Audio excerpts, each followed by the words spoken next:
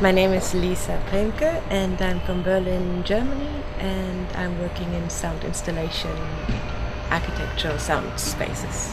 I studied in the Rietveld Academy in the Netherlands 10 years ago, a little bit longer. And I studied first fine arts and architecture and finished with a fine arts degree and then did my master's in Glasgow, School of Art for Sound Design. So when I was studying architecture, I already only worked with architecture and sound, and then I only did a sound master in order to specialize in that field. It had nothing to do with architecture at that time. And then afterwards I mixed the two together in my own field.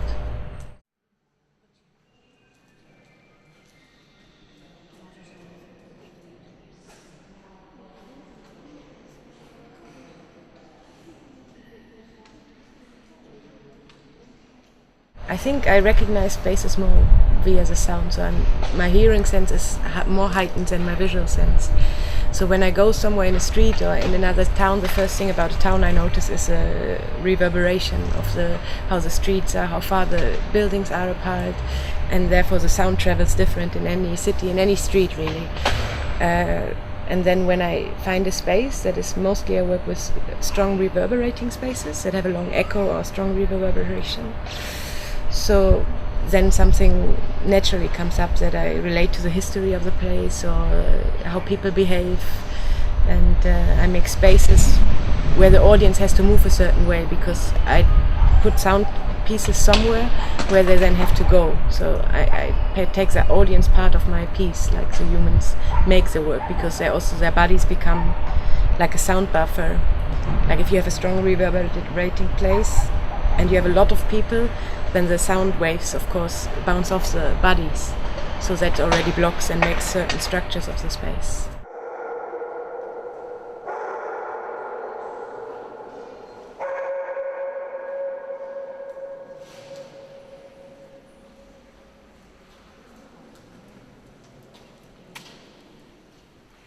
I think I got into it when I was still studying architecture, because I made a work where it was a really damp little place, a dark room in the basement of the school. And before I was at the hospital a couple of weeks before, and they had to listen to the sound of my blood, because then you can find out some sickness.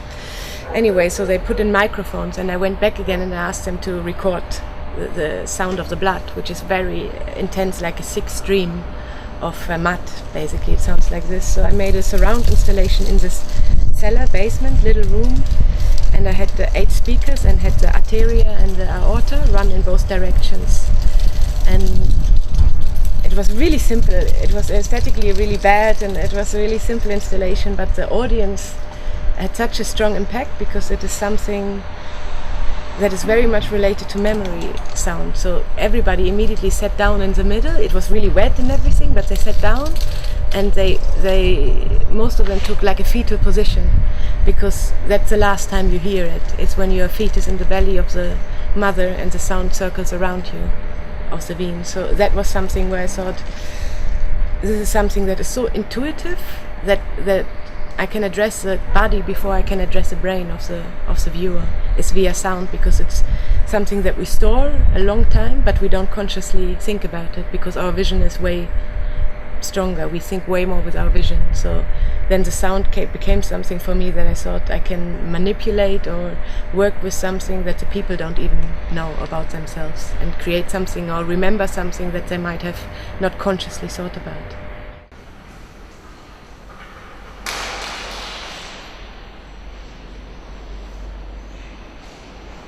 The first thing I noticed in Košice is that it's very quiet, because there's not many people out in the street, and it's not that they use the public space as an open living room. It's a very introverted society, what I experience, also because of the language barrier, I suppose. So for me it's a very, very quiet place that is only by roads, by cars, by construction sites, that actually make the public noise, which is very weird for me, because in Berlin I live in a very multicultural neighborhood. A lot of South Europeans, a lot of Africans, so the streets are full always. There's always language, there's always communication on the streets, and there's a lot of things that I don't hear here. So it was a sonically shock maybe.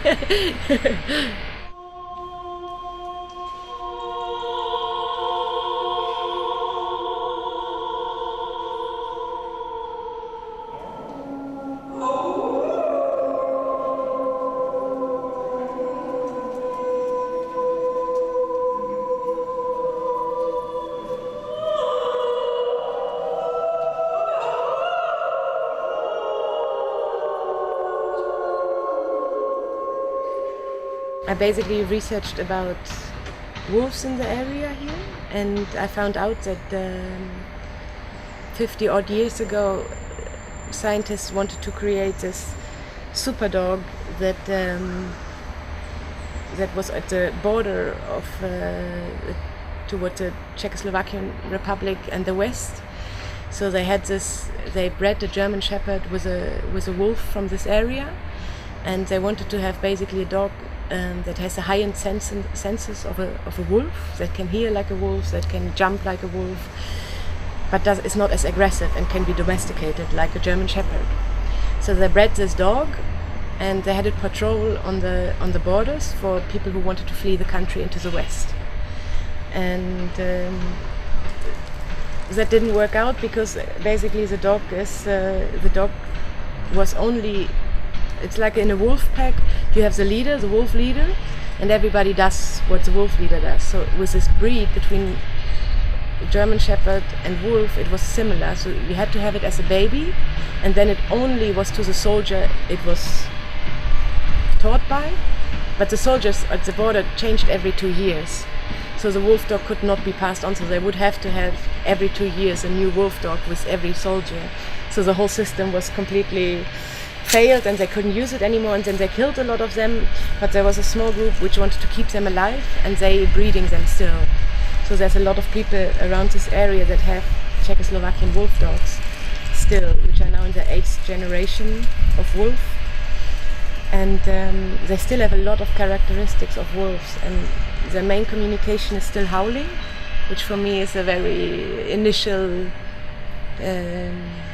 like it's screaming for people basically. It's this, and they only use it when the wolves were on a hunt and the other wolf is calling for them, checking out where they are, the distance. So one howls and the other howl back to see where the other person or where the other animal is. So then I thought it would be nice to make this difference between cultivated and nature, because for me this was also what people kept telling me. What people are in Košice about is they are not so much Slovakian, they feel connected to the area, they feel connected to the nature, to their specific land, but not about, they don't give so much damn about the whole country.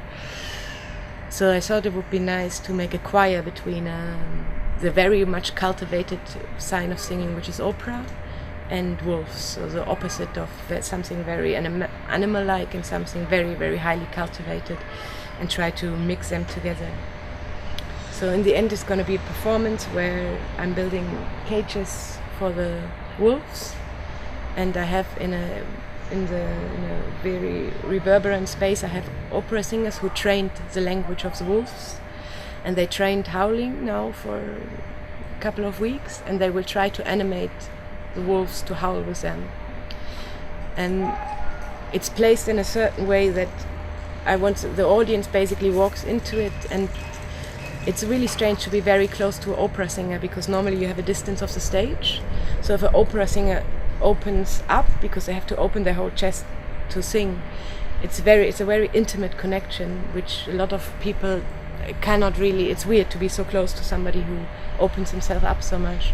So basically the people have the choice to be either really close to the wolves or be close to the singers, and I like this friction of like, what do I choose, like who am I intimate with, like, so this is what it's going to be in the end.